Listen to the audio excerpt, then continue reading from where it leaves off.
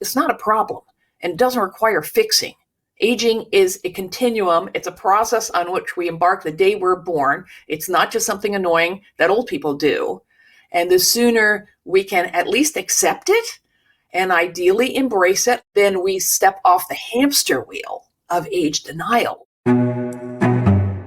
Hello, everyone. It's Christine Marie Mason, your host for the Rose Woman podcast, where every week we talk about something that can create a little bit more love and expansion, a little bit more liberation in our mind, body, and spirit.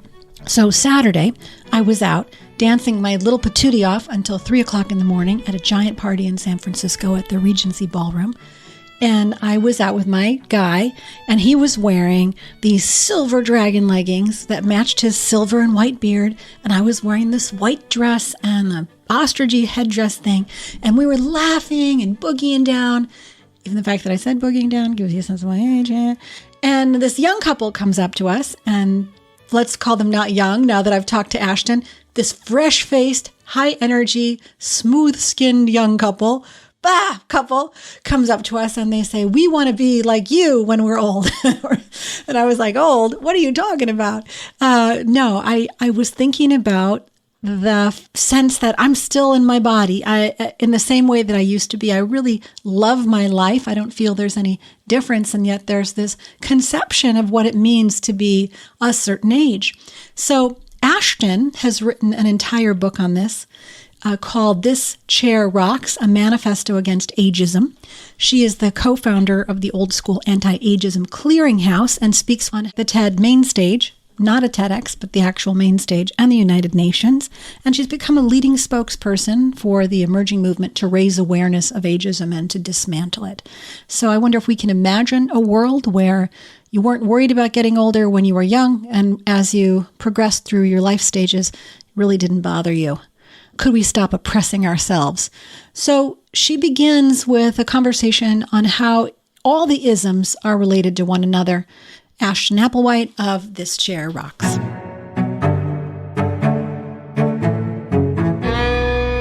I read that you're, on your site that you're an activist for a lot of kinds of isms, like you're a stand for justice in the world. Would you agree with that? I hope I am. It has become increasingly apparent to me, and I'm learning more about slowly and painfully and awkwardly about how to act differently and not just talk about it, about the need to support every movement for social justice. I will say that the pandemic and the resurgence of Black Lives Matter over the last 2 years were a real I could say kick in the pants, or perhaps gentle hands on my shoulders helping me in that direction.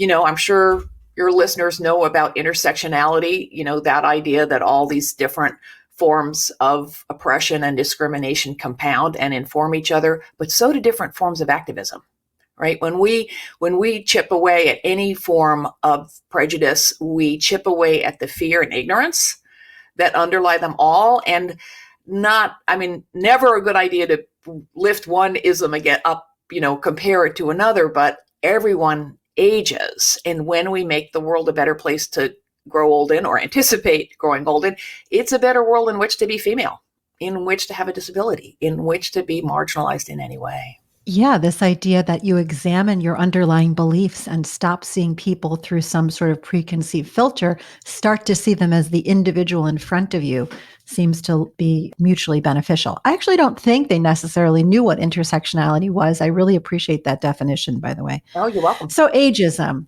My company is basically started for women who are 38 and up, going through perimenopause, menopause. So it's a biological kind of age-targeted demo. But now I'm speaking to people. There are about 30% of the people who listen to the show are in male bodies. And then it's a much broader range of ages than I expected. And we try to cover sort of how to create more freedom in your ideas first, in your mind, and then more freedom in your sensuality, your sexuality, the choices you make in your life. And seems to be so much fear in younger people about getting older, self-judgment and self-limitation in people who are sort of in their midlife. And then, I'm not sure exactly how it affects our older listeners, but maybe you could speak a little bit to how age is impacting the individual self-perception, and then we can move into more social things. Of course, that answer, as you really just indirectly referenced, is completely individual. Every newborn is unique, obviously, but 17-year-olds have way more in common biologically, developmentally, cognitively, socially than 37-year-olds who are way more alike than 57-year-olds. We have this crazy idea that you become old, whatever, with air quotes around old, and then everyone sort of shuffles around in leisure wear or whatever, when, all stereotypes are wrong and stupid, but not stupid, but, misinformed. My 8-year-old grandson says, Gran, don't use that word stupid. And he's right, but they are misinformed. But especially when it comes to aging, because the longer we live, the more different from one another we become. So my experience, I'm about to turn 70. My experience of being 69 and 9/10 is not like anyone else's experience of being that. I have a friend who's blind, and he says, I'm not blind the way anyone else is blind. But you said something that really resonated with me, that things happen in your mind first. Of course, this is true of all social change. We all are biased. We're all shaped by our, where we live, where we grew up, our personal experiences, the work we've done or haven't done, et cetera, et cetera. And the most important step in any of this, in any addressing any bias, is to think about our own attitudes. In this case, towards age and aging. And in American culture, we are barraged with negative messages about age and aging from childhood on, starting with children's books in Disney movies. So at any point along the way, I have a bunch of younger friends who think differently about getting older, because that happens to be when they bumped into what I had to say about it. There are lots of older people who are terrified of getting older because they haven't stopped to think about where those messages about how awful it's all going to be come from and what purpose they serve. But you know what? Ask anyone, no matter how terrified they are, whether they want to be young again. And everyone's face lights up for a second. And then when they think about it, they're like, no. I'll ask you, most people, frankly, I've only met 2 people who said no, would not want to erase the slate. You don't get to just swap out, get new cartilage, because we know that our years are what make us us. Yeah, I know. My answer to that is I'm in my mid-50s. It's the best time of my life so far. And I think it's because of what you said, that as I get older, I become more and more myself. My unique experiences compound, and I know what I want more. And because I've been committed to a growth mindset, the level of freedom in my inner life is, phew. When I was in my early 20s, I had tons of babies at home, and I was just, over my skis with obligation and living a script. Now I get to live more in choice. But yeah, I would go for the cartilage. And also for women, it also can be really liberating to be sort of freed up from this more, to some degree, from messages of what we should look like and should wear. What you said reminded me of the epigraph to my book, which is a quote by the writer Anne Lamott. We contain all the ages we have ever been. Yeah, we're all our ages at once. I could go back and think about, and yesterday I went to watch a High School Musical production of Footloose.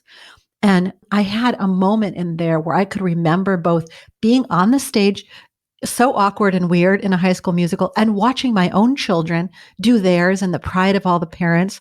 And now sort of the neighborhood person who stops in to root the children on. And they were all available in that moment. I got quite teary-eyed. It's a beautiful, there are real losses associated with growing older, but only 2 are inevitable, for one thing.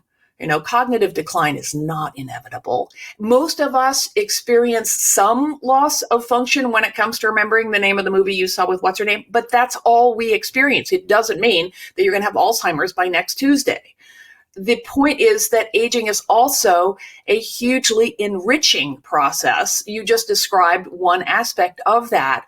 So why don't we ever hear the other side of the story? I can go on about that. But the only 2 inevitable bad things are you are going to lose physical function in some way, and you're going to lose people you've known all your life. But if you make new friends, There's a way to compensate for that.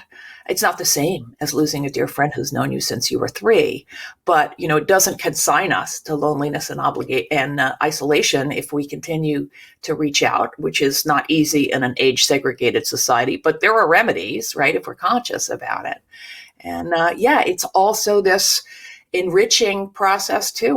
We have access to all. We don't just wake up old someday and everything's gone to hell. We continue to have access to all our experiences that make us us. Let's talk about growing wiser, not older.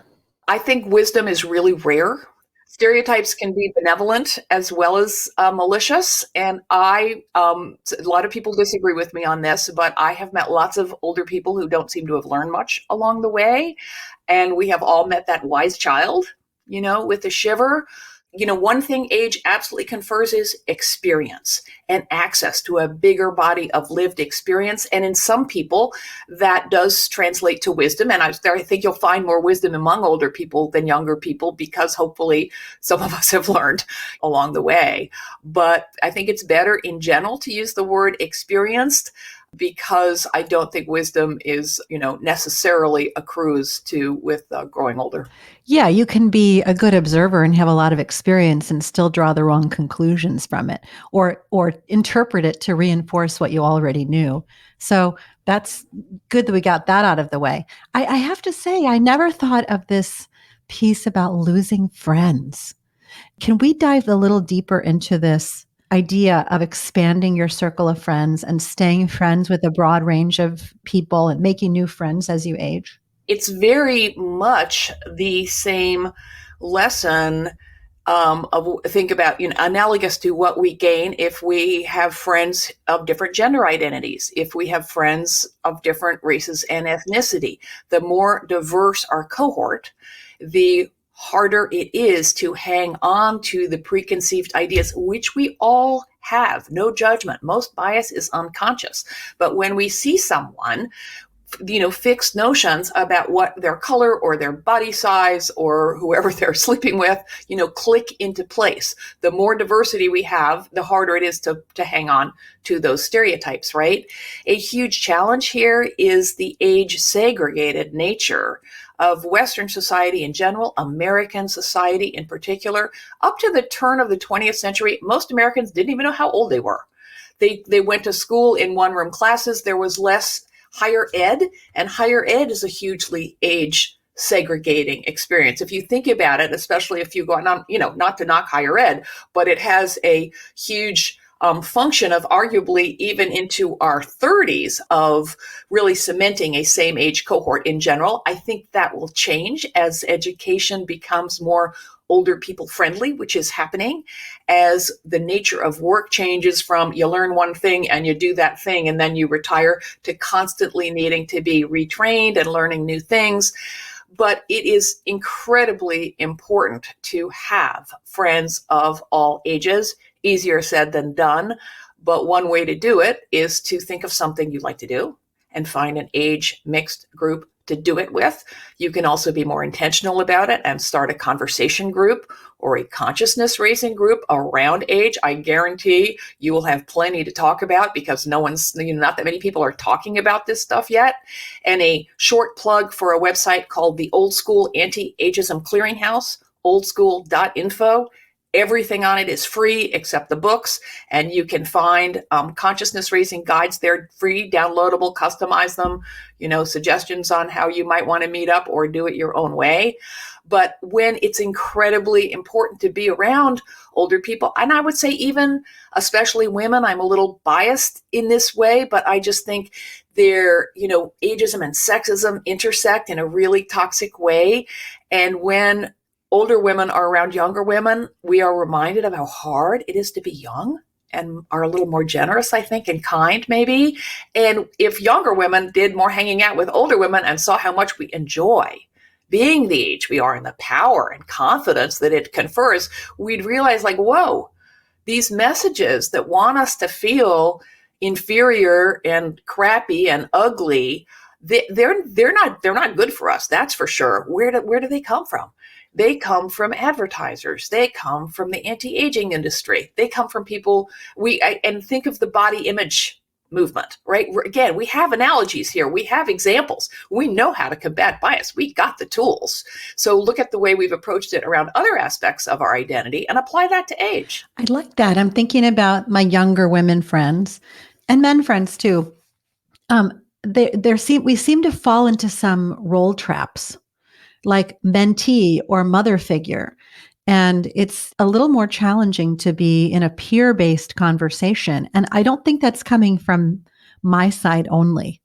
Like they seeing me as an individual person versus a mother figure seems to be challenging for younger people.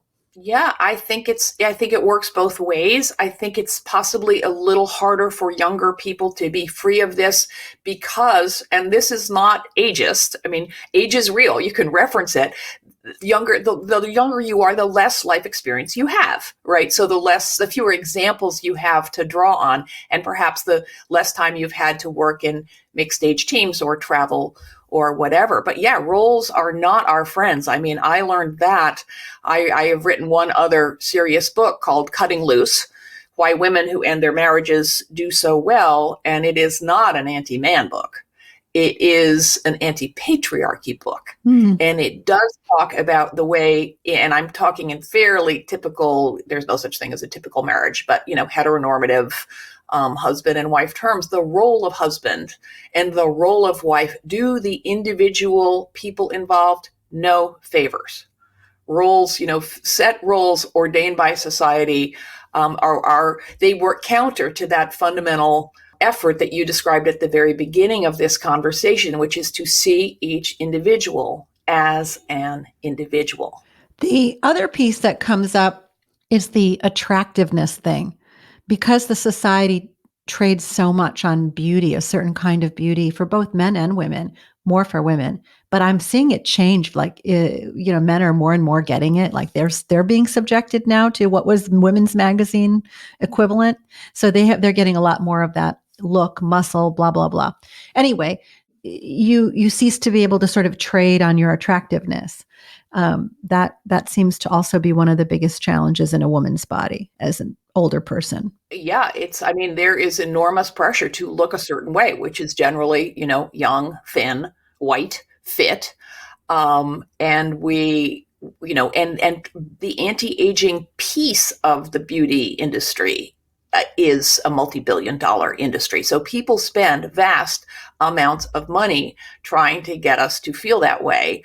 I will submit that if, for the purpose of the argument, if we agree that being sexually active might be a benchmark of whether or not you are attractive, look at your friends who are sexually active. They're not the thinnest. They're not the youngest. They're not the prettiest. They are the ones who have succeeded, and it is not easy.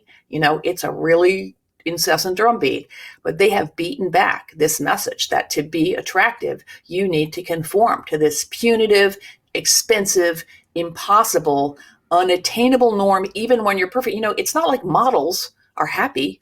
Models are miserable because they're too fat or they age out of their careers at, 16. I think that's old for a model in a lot of industries and so on. So none of those messages are our friend.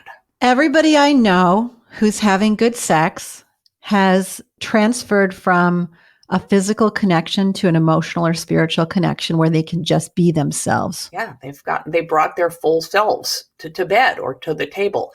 I want to, everyone who is involved thinks a lot about beauty, the beauty industry. I want to recommend a fantastic newsletter and woman named Jessica DeFino. And just this morning, she has a newsletter and I tweeted this quote from it. Beauty standards are the products of patriarchy, white supremacy, colonialism, and capitalism. And then an ellipsis. The entire concept of anti-aging is a scam. Erasing your wrinkles isn't empowerment. Those standards are not about beauty. They're about power. What would we do with those billions of dollars back? Yeah. I heard once that women have really great wardrobes in midlife and men have really great 401ks. So it would be a very, very empowering choice to choose to accumulate capital, to then apply that capital into industries and charitable organizations that could move the needle for a more just world or a more environmentally conscious world. But if you're spending all that money on staying young, you can't do that. So there's some way that it feels like it's like a distraction from the things that matter. It's a way of keeping you busy with this bauble over here. Maybe speak to that, sort of the trade-off on capital and aging. You cannot stay young, right? Everyone wakes up a day older. So the entire anti-aging industry is based fundamentally on self-loathing. All right, you are, if every form of prejudice has an other, right? You define yourselves in reference, you turn a group of people into something other than yourself. And then you distance yourself from it, and their well-being becomes less of a human right.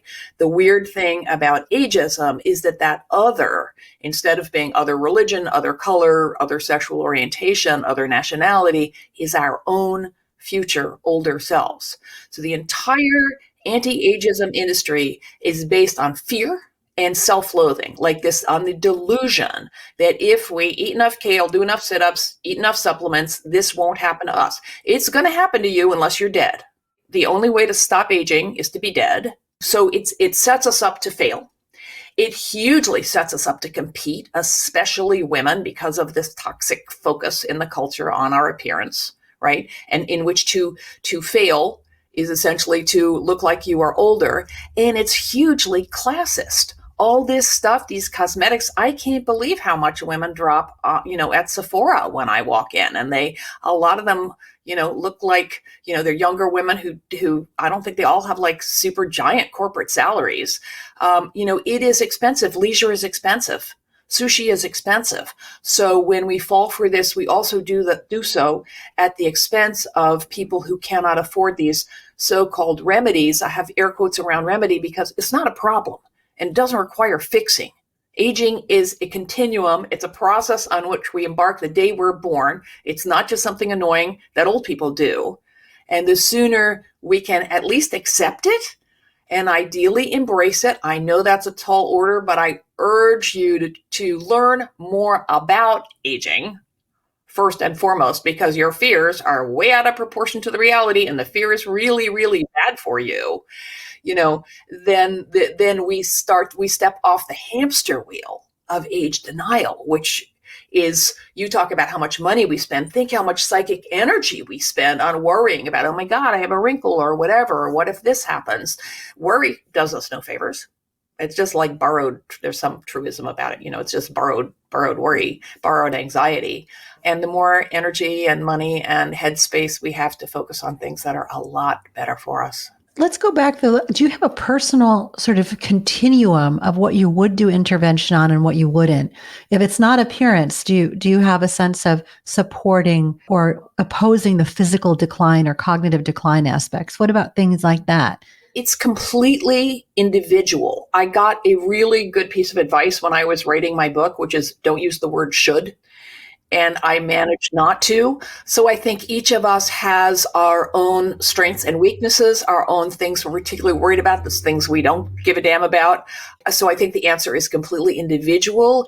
As a starting point, I recommend, noodle around the old school clearinghouse if you want to learn more about ageism. There's 2-minute videos and 6-hour books. There's everything imaginable, a lot of really short takes on ageist language, ageist framing. As a starting point, think about how you use the words old and young. I hear people say, I don't feel old, or I feel young.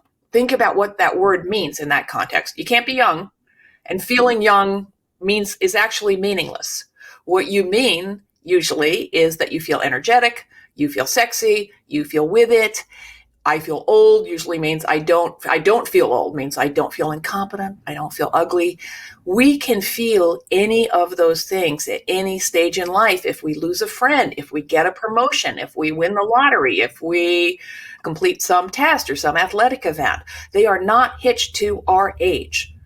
So decouple age from appearance, from any metric, because again, those metrics also become totally more and more diverse over time. Some 30 somethings are couch potatoes, some 80-year-olds are running marathons. The longer we live, the less our age says about us. We ironically give age way more power than we should. You mentioned you have a lot of young friends. My guess is that you're friends with them because they're interested in what you do, or you had a fun conversation with them at an event. Age is irrelevant. Yeah, age is not a feeling. I love this. That's great. I want to go back to this idea. I'm just noticing that there seems to be a moral continuum. I'm just going to say on things that are vanity and things that are supporting your utility value in the culture. I have so just think about that. Like, oh, it's okay to stay smart, cognitively sharp. It's okay to invest in your mobility so you don't become a burden on others and you can continue to work. As long as you can continue to work, you can take those supplements. You can get that hip cartilage injection, whatever. But things that are vain, like you should stay looking younger so that you can get a better salary, and that there's something in there that is also about the transactional value of our beingness in capitalism. I'm so glad you came up with the C word, capitalism, because that is the major propulsive to think capitalism. As if age itself is turned into a problem, then we can be persuaded to buy stuff to stop it or fix it, air quotes there, when aging is not a problem. It is a natural, powerful, universal process that we embark on the minute we are born.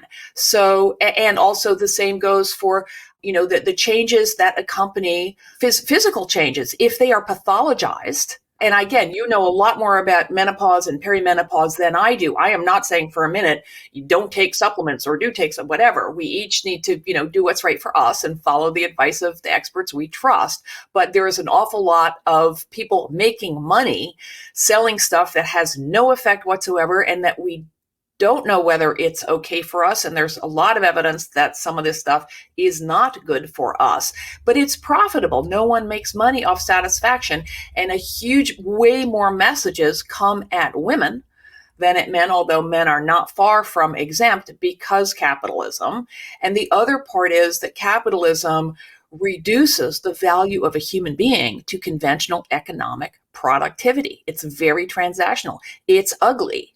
And the notion to reduce it to a very, very limited sense, if someone can afford to retire and does, there's a lot of finger wagging. Think about I'm keeping busy. God forbid you should hang out in your porch swing and scratch your butt, because then you're not contributing.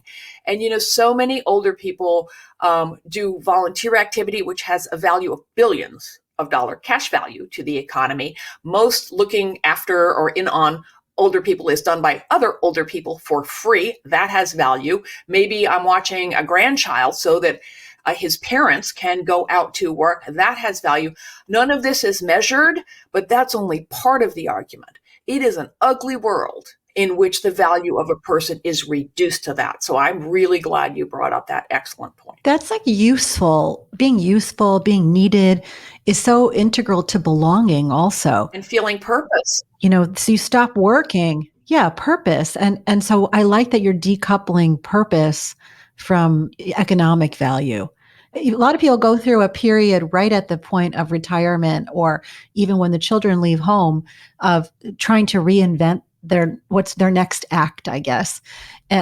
So what have you seen in that area around the next act? One of the things I learned, I knew nothing about this 15 years ago, and I encountered research that showed a long-term study, which is very useful if you study a same group of people over a long period of time, and that even people who were completely sharp cognitively when they died had brains full of plaques and tangles that sure looked like Alzheimer's. They looked at my face looked like your face. I was like, what? So they looked at what these people had in common. And what they had in common was a sense of purpose. The point I want to make is that your purpose does not have to be to start a new startup corporation at 50, or to cure cancer, or to end ageism. Your purpose can be to get up in the morning and find your slippers. Your purpose can be to stay in bed and read all day. Your purpose can be to smell the roses or to, see watch a younger friend achieve something. It doesn't have to be. I think it's, the exhortation to find your passion has always irked me, partly because I've never figured out what I wanted to be when I grow up. I'm a generalist. It's like if I knew my passion, it would find me. Like, thanks, but no thanks. So, but a sense of purpose, we do. One of the most pernicious myths about older people, and one of the few to really anger me, is that we don't care about the world we leave behind. And tremendous numbers of older people, everyone cares about someone who is younger and older. We care about our family members, community members. We are all invested in each other's well-being because all of life is interdependence. And if we have a purpose to support those friendships or keep the median strip clean or just take a walk around the block with your dog, it's all good. No judgment. Okay, so we're free to choose our purpose, and it doesn't have to be a save the world purpose. I do want to speak to this evaluation, particularly of the boomers, as being uncaring or unsympathetic. There is a sense that the economics and the politics of the country have changed so much that particular group of people got all of these post-war boons and really had a way to start their life off in a get a house, get an education in a way that from the 80s on was not available. And that the people who are millennials and stuff just don't have it. You're looking at kids now in their 30s who are so far away from being able to afford a home because they're still paying off college debt, much less have children. We have the lowest birth rate ever in history right now. And so I think that there's been something set up in the political decision making. And in California, they set a law about capping homeowner taxes so that people could be protected by that. And then inflation outstripped it, and the schools dropped to the 50th in the country. If you don't want to pay school taxes, don't you want the kid delivering your oxygen tank to be able to read the instructions? It is incredibly selfish and wrong to not pay school taxes, to not pay other taxes that support your community, regardless of what you own there or whether you have children in school or whatever. That's a personal opinion. I was born in 1952, dead center in the baby boom. I had incredible demographic good fortune. 60 years of, Western American, beautiful imperialist, economic supremacy, economic growth, and so on. The younger cohorts coming up do not have that advantage. It sucks. It's unfair. And they have every reason to envy us, but that does not make us the enemy. And when we fall for this idea, it's, conflict sells papers. It's super convenient to blame old people, for what's gone wrong, or Russians, or aliens, or capitalists, this us versus them framing. But there is zero evidence that older people don't care about younger people, or that younger people don't care about older people. The myth of intergenerational conflict, and I've written about this on my blog, it's searchable by topic, thischairrocks.com/blog, it's free, was invented by right-wing think tanks in the 70s to justify shredding the social safety net, which makes it so much harder for younger people in particular to get started, because as long as old people and young people are pointing fingers at each other, we don't join forces to make a better world for all of us, or to increase school taxes, for God's sake. So there's decent public schools for people who can't afford private school. It is the same BS that pits moms in the paid workforce against stay-at-home moms about who's a better mom, instead of women joining forces to close the gender wage gap so women could choose whether or not to stay home. That is what prejudice does. It is really tempting. I get it. It is maddening to see older people sitting on this accumulated wealth when you don't have a chance to get a foothold. But again, it doesn't make us the enemy, and it's always necessary to zoom out and look at the forces that benefit, because it's the people in power, when we are squabbling about who's more bad. Okay, I'm going to just pause here and say, we've talked about a lot of things so far, but this one about becoming less manipulable to top line messages, to believe in unity, and to look at what's good for the whole is pretty foundational to all of this. It's foundational to prejudice.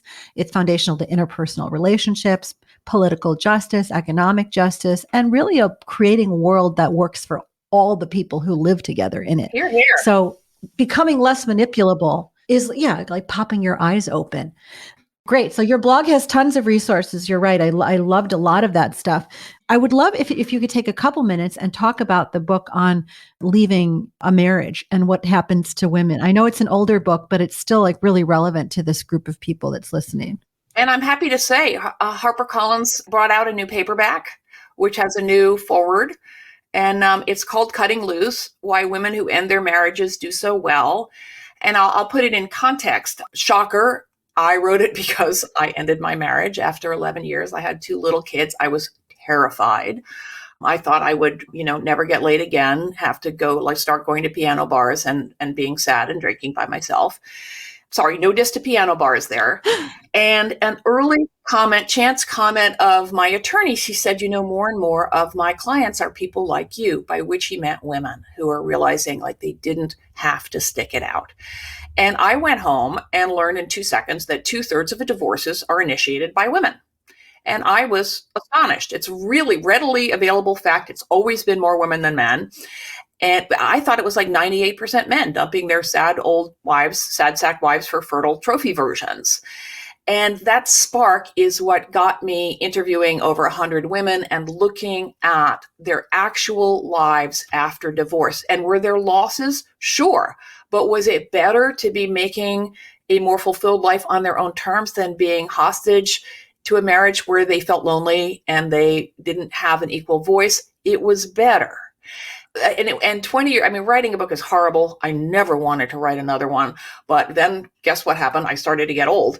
And I sort of started investigating that process. And I had the same aha point. There were all these, yes, there's scary stuff about getting old and negative stuff, but there's all these positives, right? Older people have better mental health and stability than younger people. People are happier at the beginnings and the ends of their lives. And it was like that divorce statistic. I smacked my head in both cases. It was, why don't people know these things? I was not cherry picking obscure data out of some scientific paper that had 6 readers. This is floating at the top of the internet, all this stuff. We don't know that stuff about marriage because we live in a sexist patriarchy. We don't know that stuff about ageism because we live in and misogyny. We don't know the stuff about aging because we live in a sexist, ageist, misogynist, capitalist, and ageist. Sorry, I'm not getting my list straight here.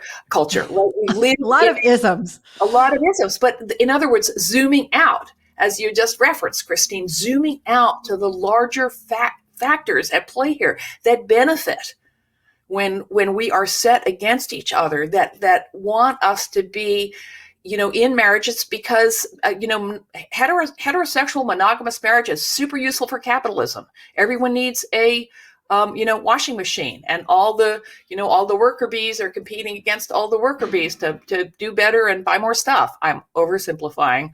I'm not an economist, but when we zoom out, we see that, these messages, they're not hidden from us. They're available, but they go counter to a lot of inculcation and even brainwashing that's been coming at us since we were born. And it requires a real effort to zoom out, to educate ourselves. But I'll tell you, once you do, it's really, really liberating. A bad relationship is a tremendous energy drain. And if you can take that energy that you're spending and navigating that and put it into your passions, your children, your work life, your own well-being, your spiritual life, that seems like a win. So I'm not surprised. And attitudes towards aging are a relationship with yourself. So are so many other things. But when we are, apprehensive about getting older, and again, there are things to be concerned about. It's not like if you, take a positive attitude pill, it's all going to be great. But the fear makes us more vulnerable to exactly what we fear. The attitudes towards aging affect how our minds and bodies function at the cellular level. We haven't even touched on the effect of all this on our health. So your attitude and relationship with your own future older self is incredibly important. There's a whole thing in my book about becoming an old person in training, which was a phrase I appropriated. I heard it early on from a geriatrician named Joanne Lynn, and I was like, I had no idea how important it would be, but I thought, well, I guess that's what I've become. It's a really just a trick of the mind. If you acknowledge that you're going to get old, the older you can be a speck on the horizon. She can be as far off as you need her to be. But acknowledge that you will become that person if you're lucky, rather than pretending that if you eat enough kale, do enough whatever, it's not going to happen, which we know really close to the surface is not true, right? It's a myth. It's fooling ourselves. Then you never get on this hamster wheel of denial that is so expensive and so corrosive and so bad for us individually and collectively. I was thinking about the reference points. The imagination often comes from what you've been exposed to. I had a couple of grandmothers who lived into their mid 90s, and one into her, was early 80s, sort of more average. One of them stayed tremendously active, engaged, played games, was like the hosted people, like her place was the gathering point until the year before she died. And then there was another one who got isolated and lived alone and got cranky and resentful. And so just looking at these polls of how you might do it and choosing which one. Or earlier this year, I interviewed a woman named Beatrix Ost, who's 82 years old, and she has a new art show at the Torres Siete Museum in Charleston. And, at 82, she's as creative as she has been her whole career. She's dealing with big environmental themes. She's still making massive paintings. And so just to have these examples of what it might look like. Stuart Brand on the masculine side, he's out there creating the Long Now Foundation, which looks at things on a 10,000 year time horizon, looking at small scale nukes and how those can be made safe and have totally clean power. Look at, he's out there like really curious about life. It's been a non-issue. And to find people of both genders for whom it's been a non-issue and use those as reference points if you can't imagine your own life unfolding, I think that's really helpful. I tried some of those age progression things where you put your own face through a filter of like what you're going to look like at 60 and 70 and 80 and 90. And I was like, oh my God, it's my grandmother's.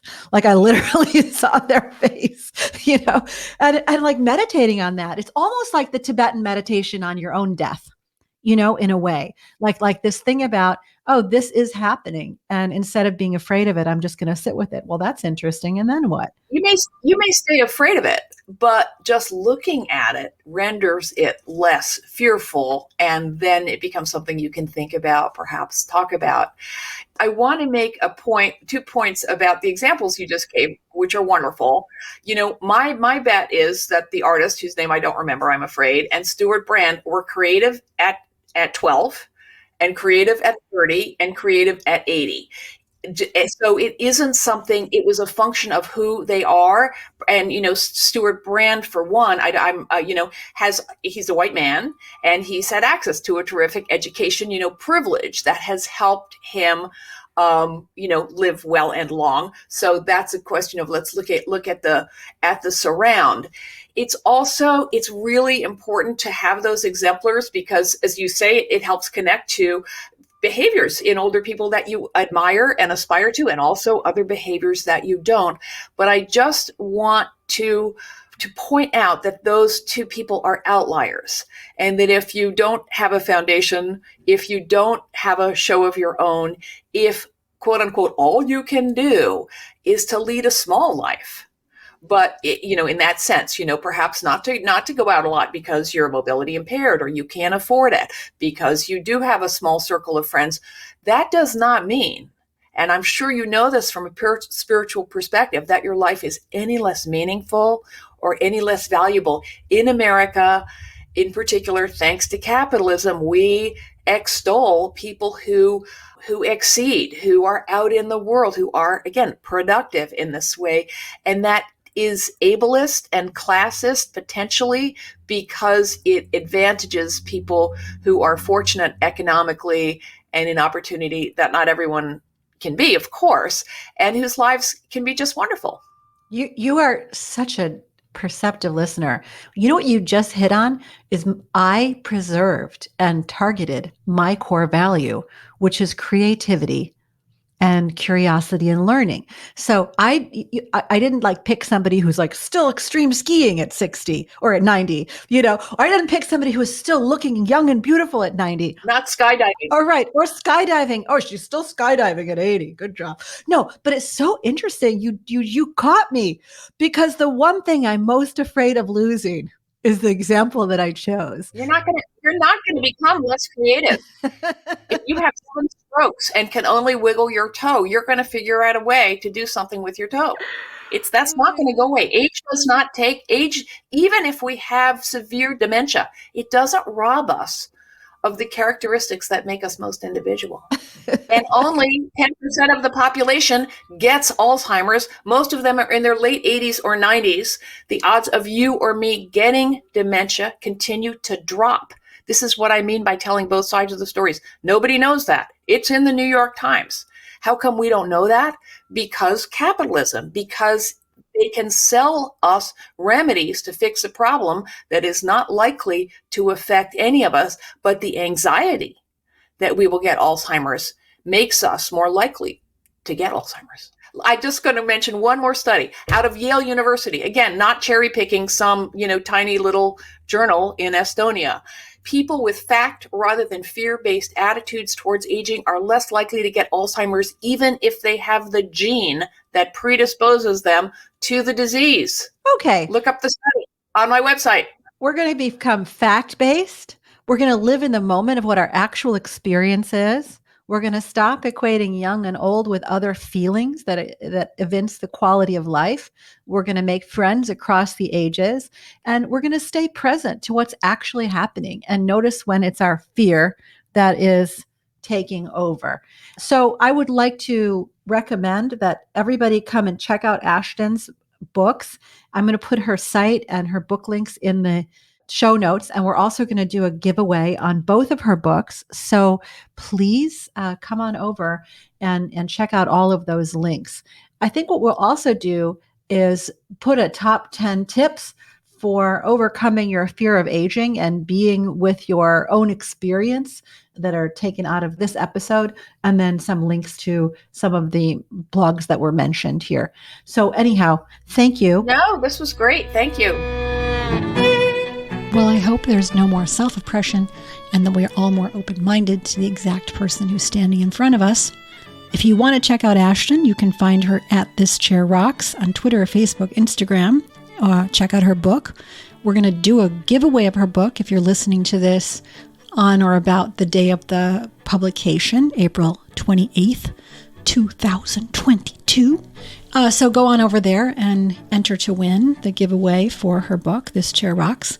You can find me on Instagram at the.rose.woman or my company, Rosebud Woman, where we provide beautiful, intimate care, body care, supplements, and lifestyle products to support you through all of the ages of your life, particularly in a sexual, sensual, and reproductive joy.